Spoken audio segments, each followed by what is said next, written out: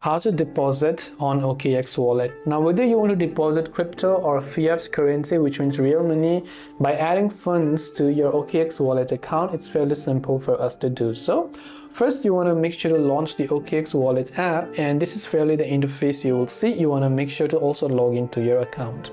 At the top left of the screen, you can see the multiple dots icon, so you can make sure to just tap on that particular icon, and after you've done that, you'll find many options right here. So now, if you want to deposit, what you want to do is tap on this down arrow icon that says deposit, and you also want to make sure that you have verified your identity. And once you make sure that you have verified your identity and done everything else, you'll be able to enter how you want to deposit funds or crypto to your OKX Wallet account, and after you follow the on-screen instructions, you'll be able to deposit.